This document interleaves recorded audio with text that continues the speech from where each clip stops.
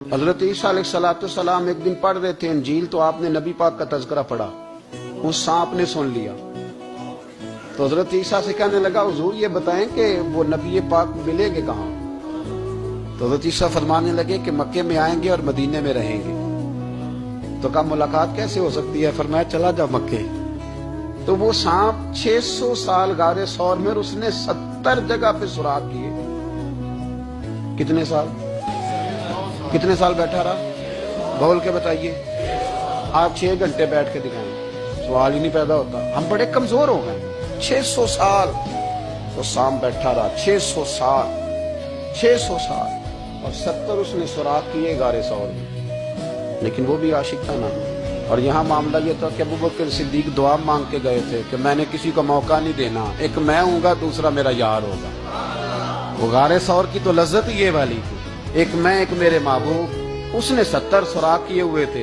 جناب ابوبکر صدیق نے کہا حضور آپ ٹھہریں، میں ذرا بھی آیا صفائی کر کے۔ تو نبی کریم علیہ السلام رکے تو حضرت ابوبکر صدیق نے کہیں پگڑی پھاڑ کے رکھی، کہیں چادر پھاڑ کے رکھی، اتنے سوراخ بند کیے تو جو ایک رہ گیا وہاں ایڑی رکھ دی۔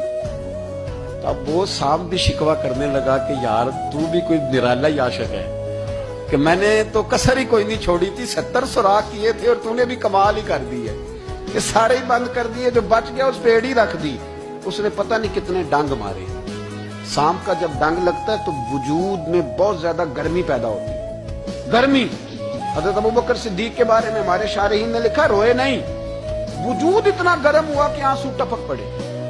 نبی کریم صلی اللہ علیہ وسلم نے فرمایا ہٹا نا ذرا پیر، پھر انہوں نے ہٹایا تو میرے مصطفیٰ میں لعاب دہن لگایا۔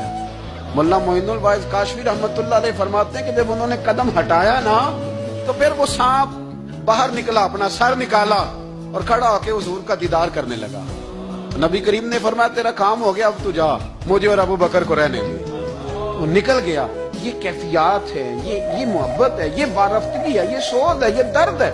یارو یہ میں کہا کرتا ہوں کہ یہ چیز جینے کا بھی مزہ دیتی ہے، مرنے کا بھی مزہ آتا ہے، مرنے کا بھی مزہ، سرور آتا ہے انسان اس میں جب یہ کیفیات شامل ہوتی ہے نا۔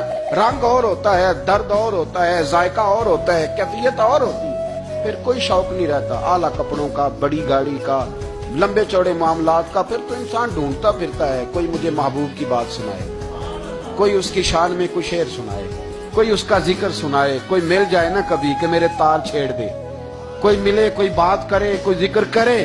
پھر انسان ڈھونڈتا پھرتا ہے ان لفظوں کو، ان لوگوں کو جو پکڑ کے دروازہ رسول صلی اللہ علیہ وسلم کی بارگاہ تک لے جائیں۔ بڑا پیار کیا میرے قریب محبوب۔